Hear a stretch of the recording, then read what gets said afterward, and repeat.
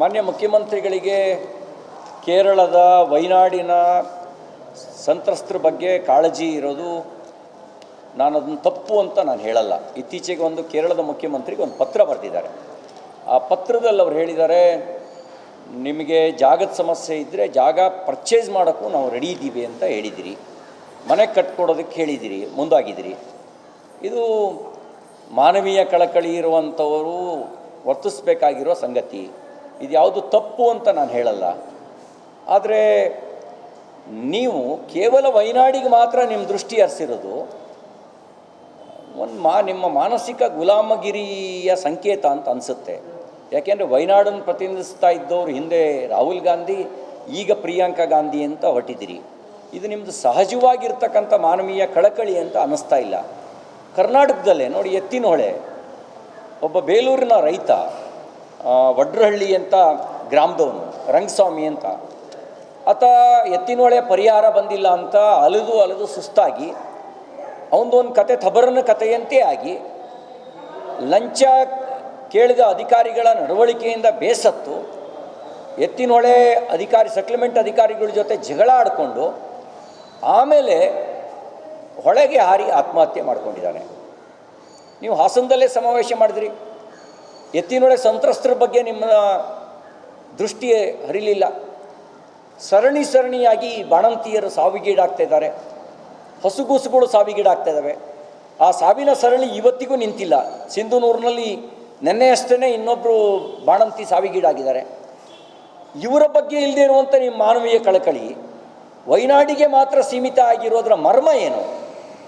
ಅದು ಮರ್ಮ ನಿಮ್ಮ ಗುಲಾಮಗಿರಿ ರಾಜಕಾರಣ, ನಿಮ್ಮ ಹೈಕಮಾಂಡನ್ನು ಓಲೈಸ್ಕೊಳ್ಬೇಕು ಅನ್ನೋ ರಾಜಕಾರಣ.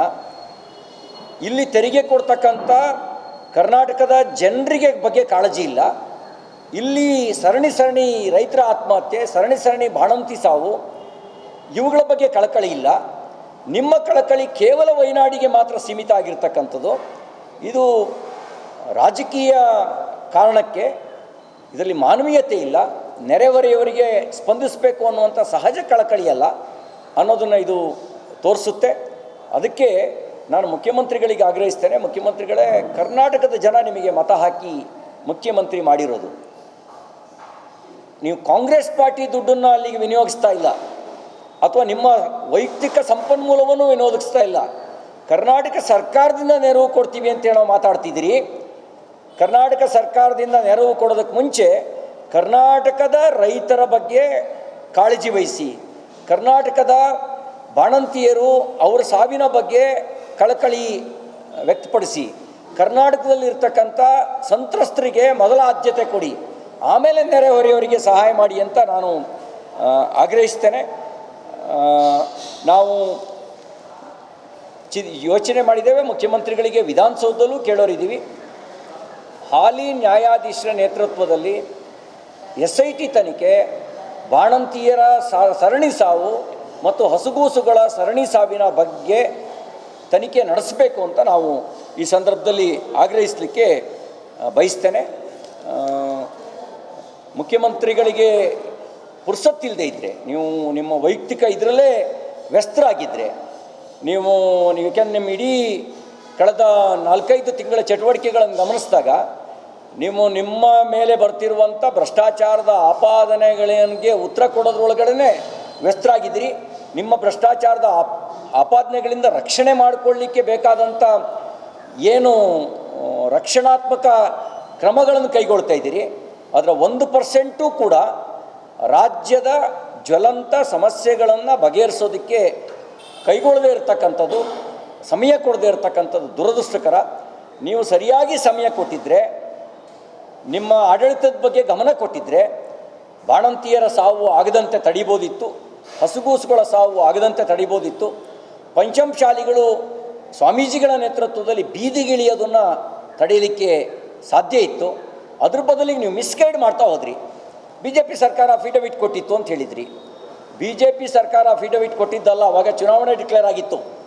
ಅಫಿಡವಿಟ್ನಲ್ಲಿ ಮುಂದಿನ ಪೂರ್ಣ ಪ್ರಮಾಣದ ಹಿಯರಿಂಗ್ ಆಗೋವರೆಗೂ ಎಕ್ಸಿಕ್ಯೂಟ್ ಮಾಡಲ್ಲ ಅಂತ ಮಾತ್ರ ಕೊಟ್ಟಿದ್ದು. ನಿಮ್ಮ ಸರ್ಕಾರ ಬಂದು 1.5 ವರ್ಷದಲ್ಲಿ ಏನು ಕ್ರಮ ತಗೊಂಡ್ರಿ? ಏನು ಆ್ಯಕ್ಷನ್ ಮಾಡಿದ್ರಿ? ನೀವೇನು ಪ್ಲಾನ್ ಮಾಡಿದಿರಿ? ಇದನ್ನು ಬಗೆಹರಿಸೋದಕ್ಕೆ ಏನು ಆ್ಯಕ್ಷನ್ ಮಾಡಿದಿರಿ? ನೀವು ಬರೀ ಬಂದು ಮಿಸ್ಗೈಡ್ ಮಾಡ್ತಾ ಬಂದ್ರಿ. ನಿಮಗೆ ಈ ಸಮಸ್ಯೆ ಇದೆ ಅಂತ ಗೊತ್ತಿತ್ತು, ಅದನ್ನು ಪರಿಹರಿಸೋದಕ್ಕೆ ನೀವೆಲ್ಲಿ ಆ್ಯಕ್ಟಿವ್ ಆಗಿದ್ರಿ? ಆ್ಯಕ್ಟಿವ್ ಆಗಿ ಎಲ್ಲಿ ಕ್ರಮ ತಗೊಂಡ್ರಿ? ಈ ಪ್ರಶ್ನೆಗಳನ್ನು ನಾನು ಮುಖ್ಯಮಂತ್ರಿಗಳಿಗೆ ಕೇಳಲಿಕ್ಕೆ ಬಯಸ್ತೇನೆ. ಸರಿ, ಇನ್ನೊಂದು, ನಿನ್ನೆ ಉತ್ತರ ಕನ್ನಡ ಮುರುಡೇಶ್ವರದಲ್ಲಿ 3 ಮಕ್ಕಳು ನೀರು ಪಾಲಾಗಿದ್ದಾರೆ ಸರ್. ಸ್ಥಳೀಯ ಜನ ಪ್ರವಾಸೋದ್ಯಮ ಇಲಾಖೆ ವಿರುದ್ಧ ಆಕ್ರೋಶ ವ್ಯಕ್ತಪಡಿಸಿದ್ದಾರೆ. ಈ ಲೈಫ್ ಗಾರ್ಡ್ಗಳಿಗೆ ಅವ್ರಿಗೆ ಸಲಕರಣೆ ಸರಿಯಾಗಿ ಪೂರೈಕೆ ಮಾಡ್ತಿಲ್ಲ, ಇದರಿಂದ ಅನಾಹುತ ಆಗಿದೆ ಅಂತ. ನನಗೆ ಫಸ್ಟ್ ಹ್ಯಾಂಡ್ ಇನ್ಫಾರ್ಮೇಷನ್ ಇಲ್ಲ. ಯಾವ ಸಾವಾದರೂ ಕೂಡ ಅದು ಅನ್ಯಾಯವೇ. ಈ ರೀತಿಯ ಸಾವುಗಳಾಗೋದು, ದುರ್ಘಟನೆಗಳಾಗೋದು, ಶಾಲಾ ಮಕ್ಕಳು ನಾವು ಆ ಶಾಲಾ ಮಕ್ಕಳನ್ನು ನೀರಿಗಿಳಿಸಿದ್ದು ಯಾರು, ಏನು, ಯಾರು ಜವಾಬ್ದಾರಿಯಿಂದ ಕರ್ಕೊಂಡು ಹೋಗಿದ್ರು, ಇದರದ್ದೆಲ್ಲದು ನನಗೇನು ಮಾಹಿತಿ ಇಲ್ಲ. ಆದರೆ ಸಾವು ದುರದೃಷ್ಟಕರ. ಆ ಕುಟುಂಬಕ್ಕೆ ದುಃಖ ಭರಿಸುವಂಥ ಶಕ್ತಿಯನ್ನು ಭಗವಂತ ದಯಪಾಲಿಸಲಿ ಅಂಥೇಳಿ ನಾನು ದೇವರಲ್ಲಿ ಪ್ರಾರ್ಥನೆ ಮಾಡ್ತೀನಿ.